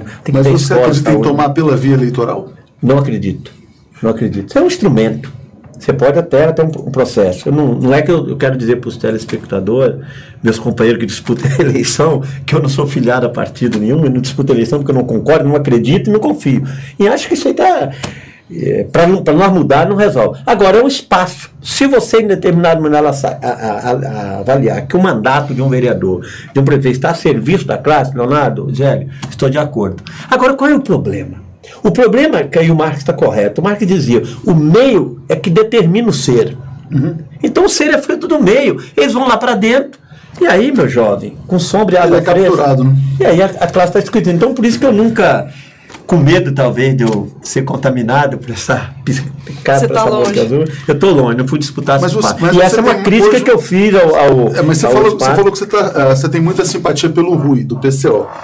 Você não tem nenhuma filiação partidária, nem PCO, nem PSOL, nem PT mais? Não, que eu nunca filiei a nenhum. Agora, eu queria saber alguém do PT, queria que eles me contestassem, porque eu sempre gosto de dizer as coisas, aquilo que eu fizesse. Se alguém foi mais petista nesse país do que eu queria que alguém falasse, assim, não, você está mentindo, né? Cara, você nunca foi filiado ao PT? Não. Construí o PT em Meados do Espírito Santo lá nos anos difíceis. Eu tive na greve do ABC aqui, quando o helicóptero cercou o exército, tomou aquelas ondas. O coisa foi muito Freixo, foi perfeito na sua análise. Eu tive ali, querido, no fundo de greve, eu era da comunidade eclesial de base, trazido pelo Frei Beto, me ajudar no fundo de greve, que ficou bem em frente do sindicato. Eu vi nesse período, eu fiz a campanha eu fiz a campanha antes, nós pregava as faixas, para a volta dos presos políticos, anistia. Então eu participei desse processo todinho e ajudei a construir. Me orgulho de ter construído com esse PT, ajudar a construir a CUT, né? Foi um puta encontro. O melhor da CUT foi em 81, foi o pré, né? A Praia Grande, o primeiro conclave, disputa. Enlouqueci de ver o Lula, ver Jair Meneghelli, ver o Luiz Dutra, Paim, enfim, as figuras importantes que tá lá. Eu tive vontade de conhecer uma base ideológica interessante que se juntar a Teotônio Vilela. Nós tínhamos um setor progressista no país. O Carlos Prestes, que eu deu aula para nós, conheci. Então, eu participei na fundação, esse orgulho que eu tenho. Por isso que alguém já me perguntar, já falo logo. Eu sou amigo de muitas pessoas que estão em outros partidos, né? Mas o Lula, eu sempre votei no Lula, votei no PT, e não me peço para votar em outro. Eu estou dizendo aqui para alguém falar, Mozinha, vai lá e fala a minha conversa. Não me peça. Logo, para me dizer logo a minha afinidade com a história. Eu não sou incoerente com a história. Tive muito problema, dificuldade, mas não sou. Eu sou coerente com a história. Hoje, quero ajudar a construir essa nesse sentido, hoje tem um debate na esquerda muito interessante, que é o seguinte. Muitas pessoas discutindo se tinha que ter uma saída mais realista, construir uma frente de esquerda, mas a gente sente no eleitor petista Lula ou nada. Ou é a candidatura Lula ou não é nenhuma candidatura. Por quê? Por que as pessoas dizem isso? Porque se forem para uma outra candidatura vai significar chancelar uma eleição fraudulenta, né? Como é que você vê esse debate nas esquerdas? Eu vejo assim que, para mim, quem tem que definir é eles, né? Então, não, mas como eleitor? Eu creio que você tem que analisar as classes, os movimentos delas, a conjuntura. Eu acho que eles têm que ter essa capacidade. Agora eu vejo um pragmatismo, um negócio assim muito pragmatismo que tem eles, né, da defesa do Lula. Eu acho que eles deveriam analisar a conjuntura no momento, né? Se o Lula não é candidato, então você tem que analisar que tem que ter outra alternativa. Como eleitor, eu quero alternativa. Agora, por outro lado, tem uma situação que está colocada. O Lula está preso, né? Acho que nesse primeiro momento é a liberdade do Lula. Eu não tenho dúvida nenhuma, nós temos que tirar o Lula. A questão da liberdade, a questão da vida, a questão da dignidade, a questão da justiça. Isso é que é defender a liberdade do Lula. Esse é o primeiro ponto. Me parece, Leonardo, que eles confundem, começam a botar faz uma análise para frente, que é só eleitoral. Eu tenho preocupação no processo só eleitoral. E se não tiver eleição? Claro. Me fala, meu companheiro. Você tem que ter alternativa. O que eu falei? Você não pode ir para a praia achando, não entendendo que depois tem o mar. Então, você acha que eles previam a prisão? Quem é que estava preso? Eu escrevi no artigo, eu disse, não prende o Lula. Para mim, um erro que eles cometeram drástico, que não sabe o que fazer agora. Não sabe o que fazer. Não sabe o que fazer. Direito não sabe fazer com a prisão do Lula. Tanto é verdade que o processo deles, né, o engravatadozinho lá, descuidado, mandou prender. Você vê a contradição, não sabe o que fazer. Agora, se ele não sabe o que fazer com o que está aí, me parece que a esquerda não encontrou o caminho. Posso estar enganado. Não encontrou o caminho. Para onde nós vamos? Bom, se tiver eleição, o candidato é Lula. Isso é. Mas parece que é só isso. Se for só isso, está errado. Eu queria ajudar a contribuir no debate. Bom, nós temos que discutir, por isso que tem que fazer o debate político. Não estou nesse espaço, eu não estou na frente do Brasil Popular, não estou nesse espaço político, mas se me der eu vou colocar opinião. Nós temos que discutir qual é a estratégia. Começa a ouvir a militância de base, não está sendo ouvida, está na cúpula. Precisa sair dessa partida de cúpula, essa direção de cúpula, achar que ela sabe das coisas. Começa a ouvir a militância. Tem muita gente importante que precisa ser ouvida. O que a militância acha? A militância não está só nisso não, minha querida. A militância está dizendo o seguinte, tanto é que a militância, a base, não queria que o Lula fosse preso. Tem uma posição que foi majoritária. Queria que ele resistisse. Resistisse, olha, mas tinha que resistir. Eu fui pela resistência. Mas e agora que ele está preso? Agora que ele está preso é aquele negócio. Bom, prendeu agora, é o que eu falei da praia. E agora? Tem o mar. E agora? Tem o mar e aí eu não sei o que fazer. A impressão que eu tenho nesse processo aí de que estão debatendo, que não cogitava isso. Aí depois que aconteceu, é como você perdeu a bússola que você está no mar. E agora? Eu vou pelo vento. Mas, meu amigo, um barco perdido, todos os ventos é contrário. Um barco perdido, todos os ventos é contrário. E o que está acontecendo agora? Esse contrário. Eu quero dar no debate seguinte. Se não tiver, o que nós vamos fazer depois das eleições? Que tipo de luta? Ganhar para quê? Isso é uma boa ganhar para quê? Você tem que administrar com um movimento forte. Nós não temos. Qual a proposta de país? Com a proposta que você tem para o processo do país hoje. Qual é a proposta? Então nós temos que discutir ela. A reforma que estava nas reformas. Aliás, você tem setores do PT que acreditavam, antes de tudo isso que aconteceu da prisão, que seria possível o Lula ganhar com as mesmas alianças do passado. Refazendo, falando com os coronéis e com tudo mais. Meu jovem, é até um lixo que está aí nessa... Veio para esse governo, vamos falar certo, né? Está muito ruim esse lixo, que essa aliança que foi feita, precisa a direção do partido pedir desculpa para a militância, no mínimo dos erros que foi cometido. Então, para a gente reconstruir e dar voz e vez à militância. Eu queria que chamasse os diretórios, falando da militância, será que pensa o meu companheiro Claudemir Silva Novaes do diretório de Araçatuba? O que ele pensa, hein? Ele foi eleito, conquistou, tem uma base no diretório. O que pensa o companheiro do diretório de Presidente Prudente? O que pensa o companheiro do diretório lá da Amazônia, lá na cidade de São Gabriel, entendeu? Lá do Mato Grosso do Sul. Fica muito nas regiões centrais. Traz as plenárias para essa militância ajudar a decidir, elaborar um projeto de alternativa e sai muito da cúpula. Então, é um projeto a longo prazo. Eles estão pensando isso amanhã. Não pode pensar amanhã, cara. O projeto é a médio e a longo prazo. Então, você tem que discutir uma estratégia. E quando você não tem uma estratégia, você não sabe para onde você vai. E o que me parece que a pergunta que você coloca é essa. Qual é a estratégia? E eu queria ajudar, porque a estratégia, e o telespectador que estão nos ouvindo, é o seguinte, não é uma coisa que você chega pronto. Eu debato com você a ideia. O que aquele militante está pensando? O que o outro? Aí você cria um projeto. Bom, cara, estão pensando isso. Não. Aí a cúpula decide, reúne e diz, olha, vai ser desse jeito. Então, eu acho que algum erro está cometendo. E a militância engole, depois ela revolta. Eu não estava em São Bernardos, e por não estar lá, não significa que eu não sou solidário, que a Frente Nacional de Luta não está empenhada, que está solidário. Vai fazer uma marcha. Talvez vou fazer a marcha. E se eu tivesse lá, me dê a palavra, me deixa eu falar. Eu não ia descontrariar algumas pessoas, mas dizer, olha, cara, me decretou prisão, que venha me prender, Leonardo. Eu não entrego. Eu fui 13 vezes decretada prisão preventiva no Pontal Afonso 40. Mas vocês conseguiram me prender 13 vezes. Entregou? Não. Eles têm obrigação, eles têm dever de prender. Eu não sou criminoso, sou bandido. Olha, então, porra, agora, não dá para entregar, não dá, é inaceitável. Agora, o que ia acontecer, meu jovem, eu queria pagar um pouco para ver, né? Eu sou um pouco desse. Tem bastante gente elogiando aqui. A Kátia Marquines diz que concorda que precisa ouvir a base. Tem bastante gente falando que realmente não tem como fazer revolução com conciliação de classe, né? Tem que ser a tomada de poder pelas bases. Eu queria te fazer uma pergunta em relação... eu vou ganhar mais um processo. Eu não concordar com o sistema. Deixa eu só passar os comentários aqui. A Luciana Escobar. Exatamente nessa tese, olha, a direita queria prender o Lula, prendeu, está perdida, não sabe o que fazer. A esquerda agora tem que discutir com a militância para apontar o rumo. A Elizabeth Novi, lá de Viena, mora em Viena, falou o seguinte, olha, está impressionada com a sua simplicidade, gentileza e sabedoria, mesmo sem ter frequentado uma escola. E pessoas aqui dizendo o seguinte, ninguém precisa ter passado por banco escolar para ter sabedoria, né? Só que, Gisele, antes de passar, só para não deixar de passar por esse ponto, tem uma pessoa que pediu para você explicar a famosa foto em que você aparece com o Temer e o Paulinho. Porque o que é? Porque é diferente o MST, eu acho que eu devo explicação sim, minha companheira. Eu fui no Temer apresentar uma pauta dos trabalhadores. Uma pauta.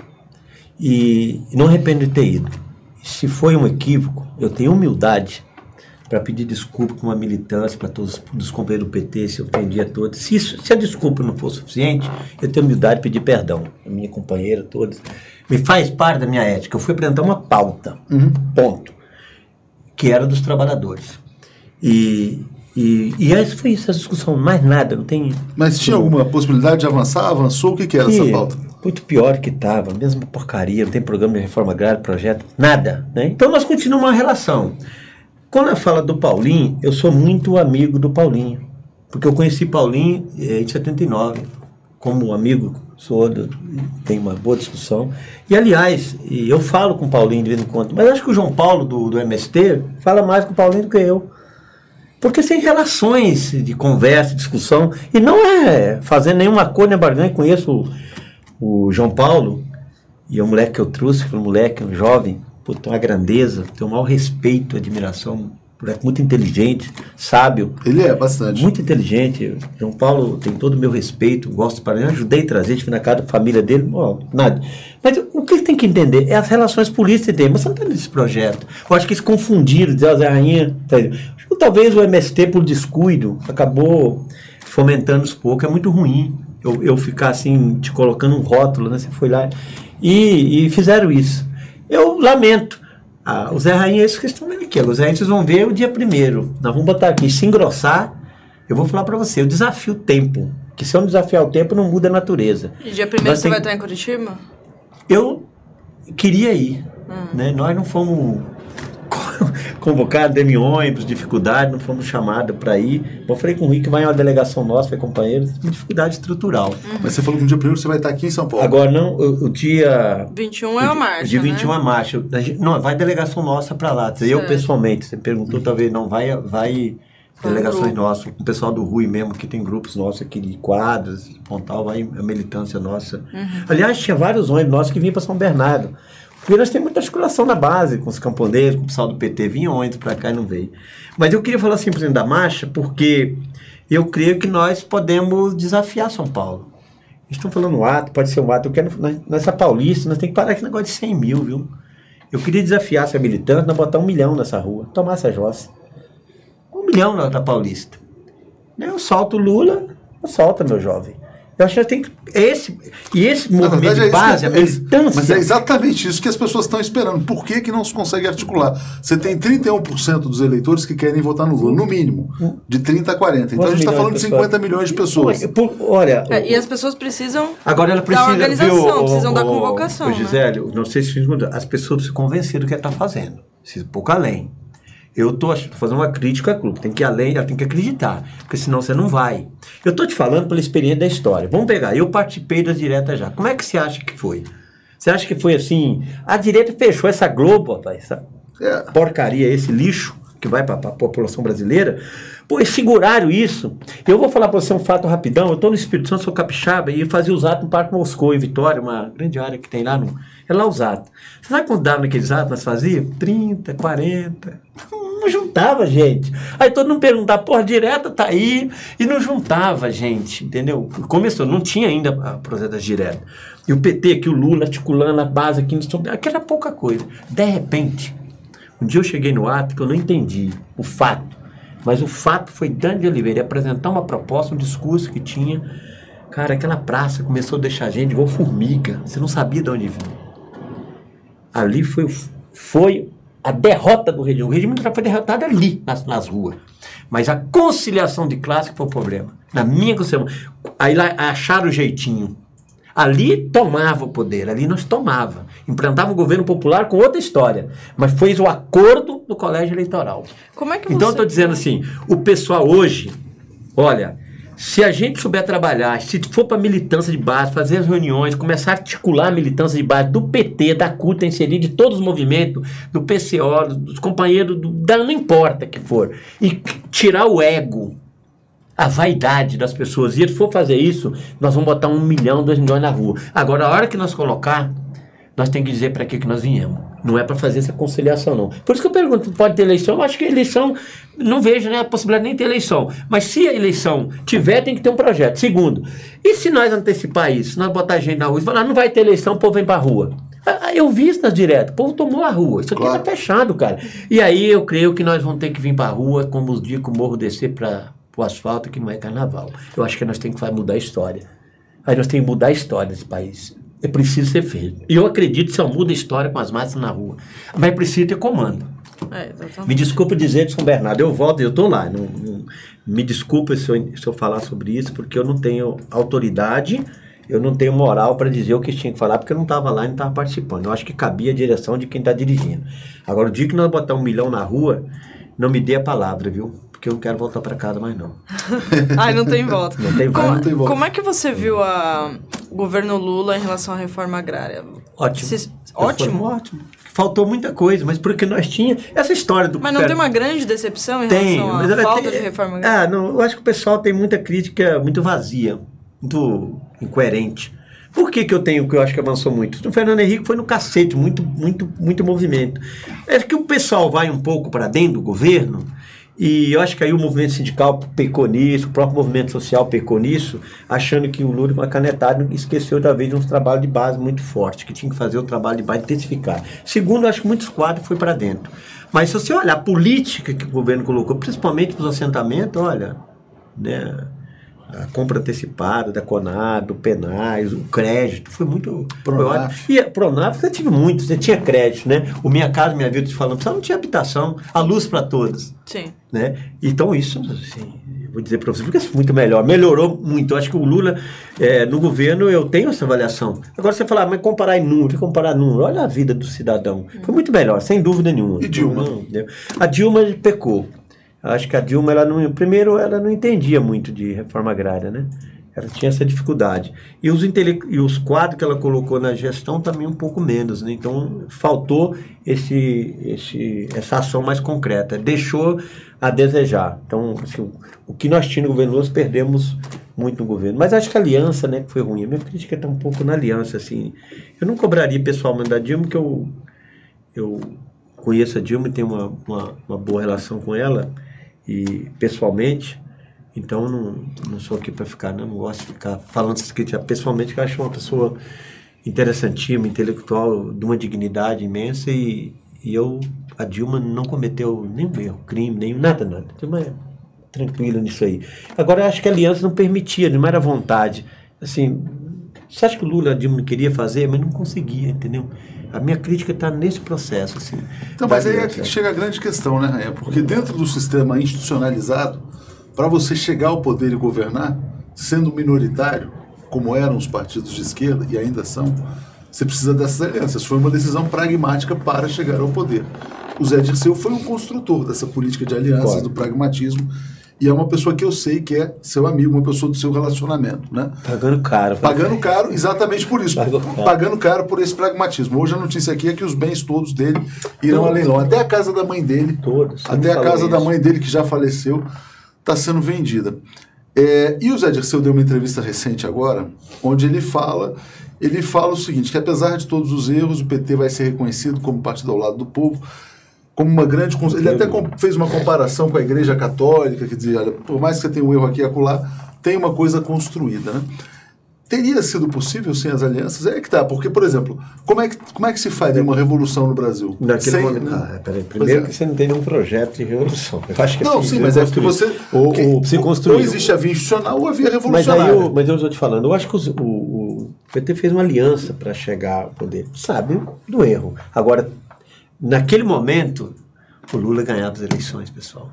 O Lula ganhava com o setor de esquerda. Não precisava de uma aliança tão ampla. Você acha que não precisava? Não, ganhava as eleições. Em que momento? O Lula ganhava a eleição sozinho. Mas é igual que eles estão querendo agora. Você não está falando em 2010? Em 2002. Em 2002? Em 2002 ganhava a eleição sozinho. Essa é a minha análise. Né? Não significa que eu esteja correto, mas eu digo, a análise que eu tinha com o PT, com o desgaste para você não tinha alternativa. Nós estamos vendo um momento, e para mim o momento ele errou, fez uma aliança... Sem a carta para o mercado, você acha que não precisava? Aquela carta para o mercado, ganhava a eleição. Vamos ser sinceros. E aí botava pressão... Deixa eu te falar um processo aqui, olha, eu sou um pouco... Não errei no meu análise, vou dizer, o Lula não tinha como ser preso. Não ia ser preso, ele não podia ser preso, não tinha como. Não tinha motivo de cometer um erro. E vou dizer, o Lula vai sair mais forte.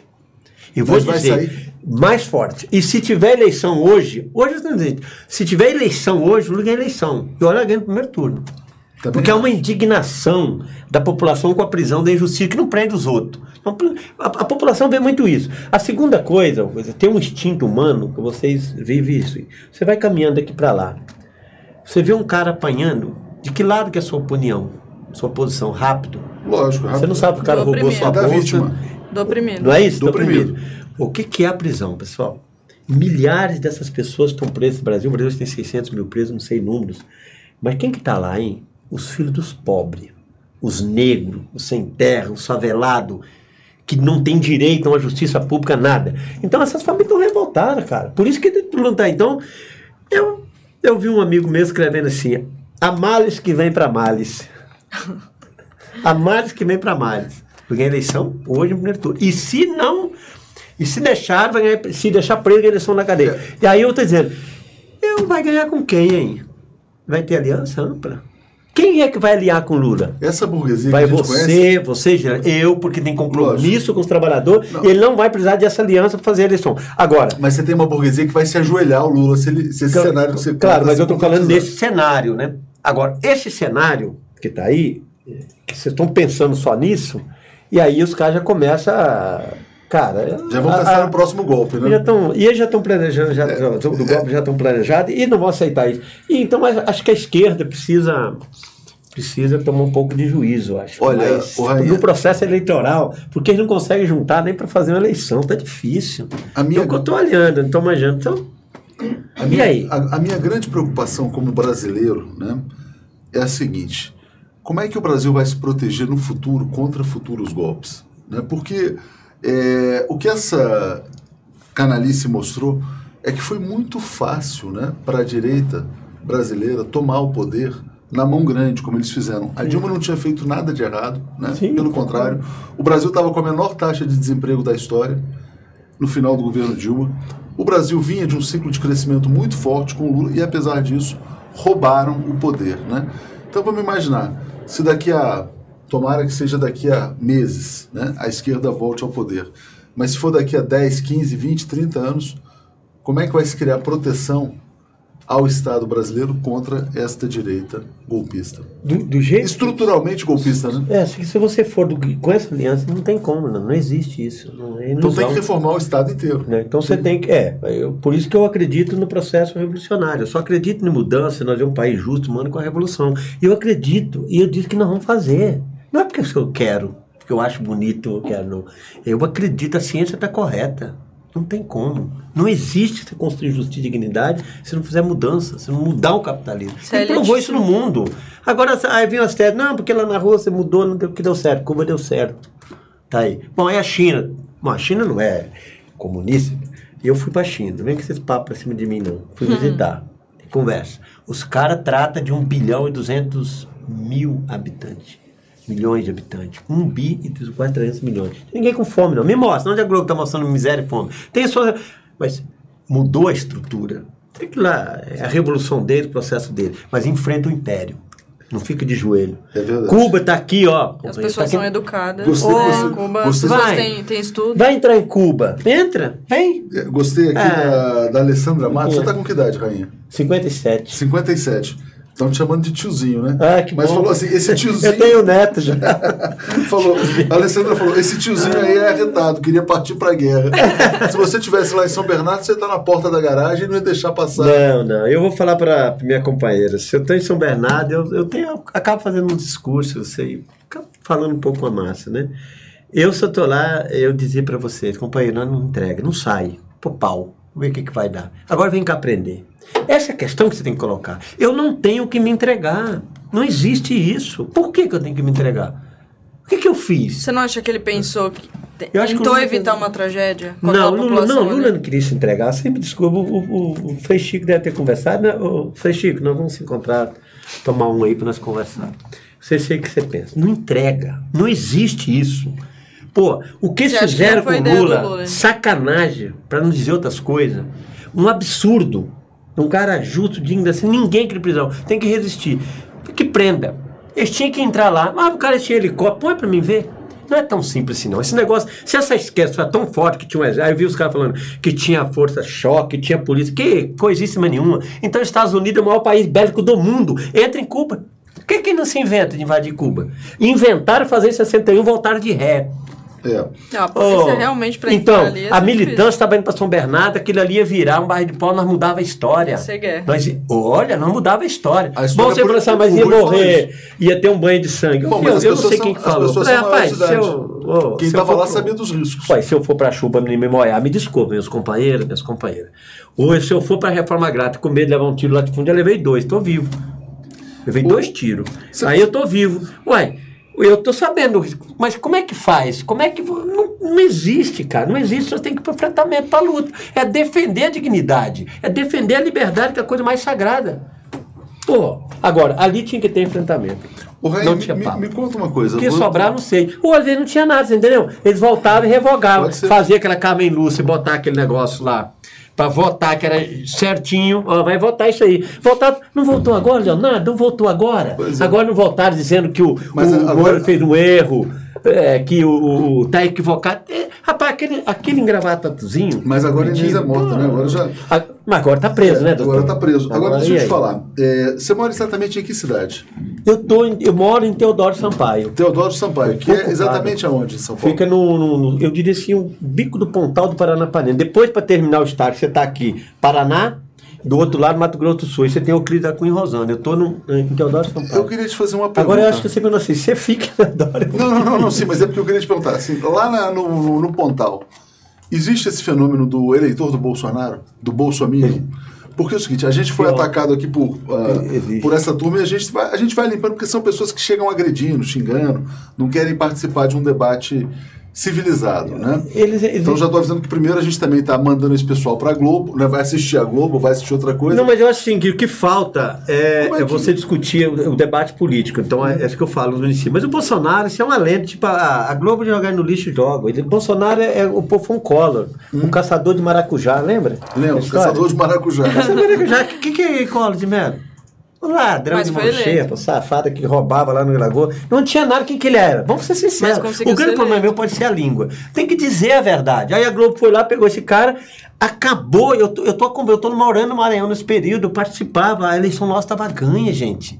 A eleição do Lula estava ganha. Era um fenômeno, era o maior movimento de massa que eu já vi na minha história. Foi a campanha de 89. Por uma aliança. Foi o maior movimento de massa que esse país já fez. Foi a eleição do Lula. Petista de verdade aqui, gravaram os artistas. Todo mundo acreditando e aquela frustração com a... A Globo derrubou a eleição na véspera. Você se lembra? Derrubou, cara. Ditava com o Lula. Eu acho que o Lula tinha dado uma dor de barriga, que aquele debate tinha que ter falado mais umas coisas. Mas enfim. Mas foi cortado, né? Pode que eu tô falando. Aí a Globo deu eleição. Não, isso aconteceu. Porque depois eles derrubaram. A mesma Globo, essa revista Veja, esse lixo que tem aí, que nós estamos vendo, esses jornais, eles fizeram a mesma coisa. Aí quando derrubaram o Collor. Porra, nós veio no processo, nós estávamos aqui, nessa Vale em Gambaú, foi muitos atos importantes nós fizemos, eu já estou no Pontal. Derrubaram o Collor, fizeram uma transição. O Fernando Henrique não é nada. Esse Fernando Henrique é tão ruim, que não é nada, que ele perdeu a eleição em 85 para prefeito pro Jânio. A burguesia não tinha nada. Lembra disso? Pô, não tem que ter memória. Esse cara não era nada. Perdeu a eleição pro Jânio aqui, para prefeito. E ele foi plantado, entendeu? O cara virou presidente do Brasil por 2 anos. Para servir os Estados Unidos. Eu queria... cara. Continua fica de joelho. Que foi esse PSDB? Eu acho que o Fernando Henrique foi o grande organizador desse golpe contra Dilma, contra o Lula, porque para colocar o Brasil de novo ajoelhado. Rainha, o pessoal está nos perguntando aqui do Léo ao Quadrado, que é o programa que a gente faz na sequência com aquele rapaz que está ali, aquele... Outro Leonardo. O outro Leonardo Estopa. É que tem os nomes, vocês têm um sobrenome engraçado. Léo tá aí. Tô chegando. Tá chegando. Você ia falar? Vocês têm 2 sobrenomes. O meu é estranho, Atucho dele também é estranho. Atucho que é Atucho. E o dele lá era mais difícil de falar. Como é que eu não fui nenhuma... Mas ele já é uma celebridade aqui na internet. Então eu queria te agradecer muito pela entrevista, né? Foi muito bom, o pessoal adorou aqui o papo com você. Na TV 247, queria dizer que o espaço está aberto para você. Bom, e a gente tem que seguir a programação, porque hoje tem o Léo ao Quadrado com o Estopa, tem o Juca Kfouri que vem aqui. O Juca conheço ele. O Juca Kfouri vai dar uma entrevista para o Ferrez. Aliás, se você quiser ficar aqui, daqui a pouco deve estar chegando o Juca, a gente toma um café. Eu posso ficar, eu tive entrevista com o Juca quando lá na prisão, assim, que tinha um programa CNT, eu acho que era.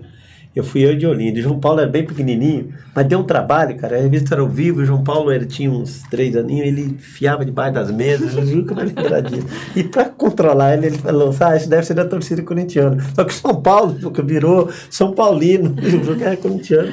Brincadeira, pai, mas assim, eu conheço o jogo eu acho com um caráter, assim, um cara do jornalismo. E outro cara, gente boa, né?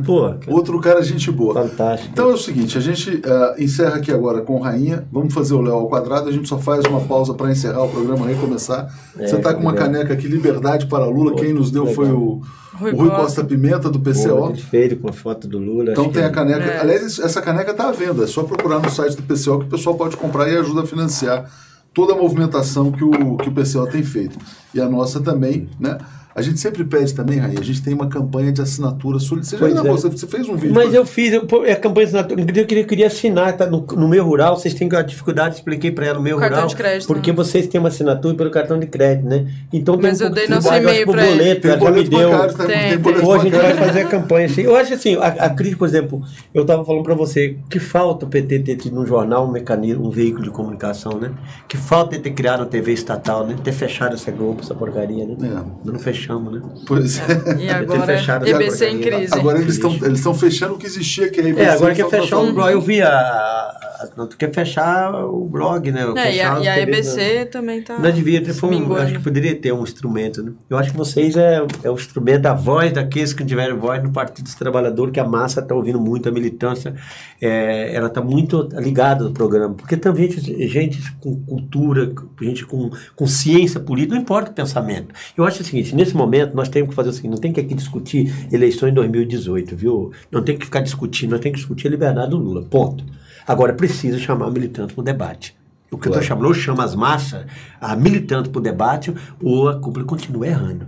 Então, acho que nós temos que parar com esses erros, entendeu? E nós temos que pensar na liberdade do Lula. Gente, obrigado. Daqui a pouco vem aqui o Léo Estopa e daqui a pouquinho também o Juca Kfouri hoje na nossa programação. Obrigado a todos vocês, obrigado, tchau. Rainha, e até a próxima oportunidade. Obrigado. Vamos na nossa chegada à marcha botar 1 milhão na Avenida Paulista. Um abraço, obrigado de coração a todos vocês.